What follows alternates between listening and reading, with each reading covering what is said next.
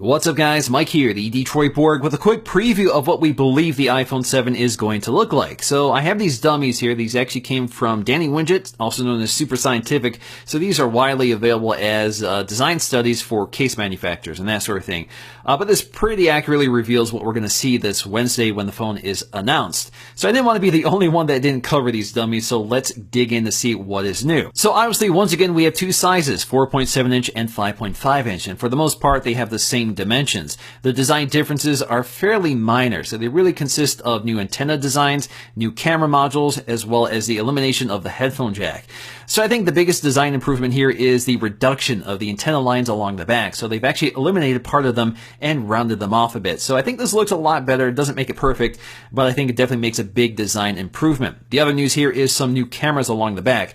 In terms of specs, we're expecting 12 megapixels, at least for the 4.7 inch model. And as you can see, the modules themselves seem to be quite a bit larger, so that could be the design of the casing, but this could also mean that we have larger optics with a more shallow depth of field. So the rumor is that we're getting an f1.9 aperture, so we'll see if that actually comes to fruition. The other big news here is that the Plus model, if this is called the 7 Plus, will actually feature a dual camera setup, and this is likely to work somewhat similar to the Huawei system, which combines a color sensor and a luminance sensor to create better low light images and just more vivid images. The other big news here is that they have eliminated the headphone jack, and instead we have this symmetrical design. So it almost looks like we have a set of dual speakers.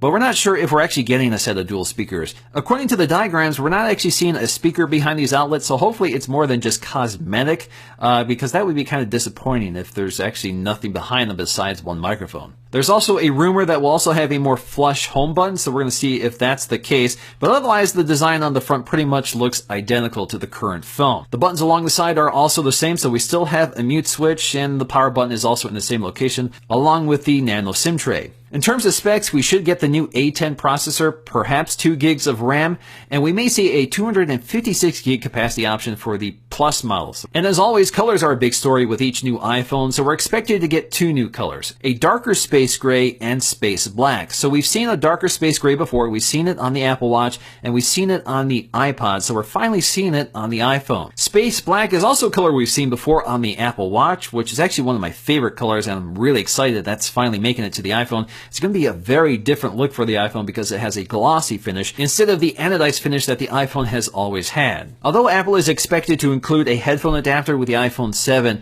there's a lot of benefits to using lightning connected headphones. For example, it provides a lot more power and can pass a lot more data over that connection. So for example, I have these really incredible Audeze headphones, which uses a lightning cable with a built-in 24-bit DAC, which you can never power on a headphone jack. And that definitely delivers the best audio quality I've ever experienced on a mobile device. Alright guys, hope you enjoyed this quick preview of the iPhone 7. Of course, we're going to learn a lot more on Wednesday, and I will cover them in full review, so stay tuned for that. And until then, I'll see you again in the next video.